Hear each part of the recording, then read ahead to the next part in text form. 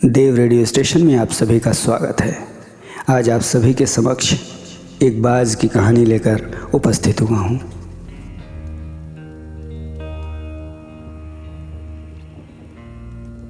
एक राजा को उपहार में किसी ने बाज के 2 बच्चे भेंट किए। वे बड़ी ही अच्छी नस्ल के थे और राजा ने कभी इससे पहले इतने शानदार बाज नहीं देखे थे। राजा ने उनकी देखभाल के लिए एक अनुभवी आदमी को नियुक्त कर दिया।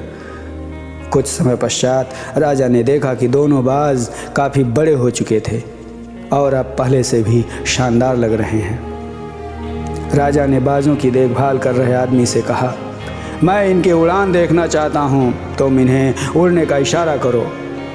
आदमी ने ऐसा ही किया। इशारा मिलते ही दोनों बाज उड़ान भरने लगे, पर जहाँ एक बाज आसमान की ऊंचाइयों को छू रहा था, वहीं दूसरा कुछ ऊपर जाकर वापस उसी डाल पर आकर बैठ गया जिससे वो उड़ा था। ये देख राजा को कुछ अजीब लगा। राजा ने सवाल किया, क्या बात है, जहाँ एक बाज इतनी अच्छी उड़ान भर रहा है, वहीं ये दूसरा बाज उड़ना ही नहीं चाह रहा? सेवक बोला, जी हुजूर, इस बाज के साथ शुरू से यही समस्या है, वो इस डाल को छोड़ता ही नहीं। राजा को दोनों ही बाज प्रिय थे और वो दूसरे बाज को भी उसी तरह उड़ना देखना चाहता था।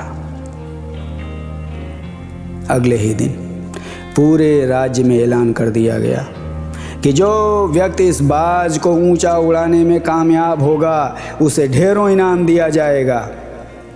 फिर क्या था, एक से एक विद्वान आए और बाज को उड़ाने का प्रयास करने लगे, पर हफ्तों बीत जाने के बाद भी बाज का वही हाल था।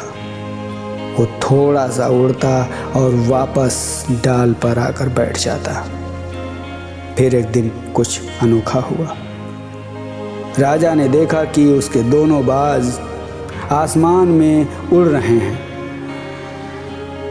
उन्हें अपनी आंखों पर यकीन नहीं हुआ और उन्होंने तुरंत उस व्यक्ति का पता लगाने को कहा जिसने ये कारनामा कर दिखाया था।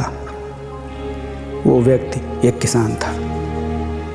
अगले दिन वो दरबार में हाजिर हुआ।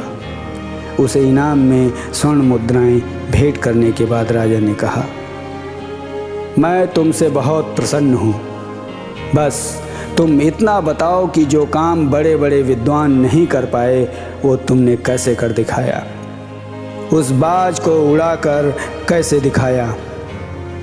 मालिक, मैं तो एक साधारण सा किसान हूँ, मैं ज्ञान की ज़्यादा बातें नहीं जानता। मैंने तो बस वो डाल काट दी जिस पर बैठने का आदी हो चुका था, और जब वो डाल ही नहीं रही तो वो भी अपने साथी के साथ ऊपर उड़ने लगा।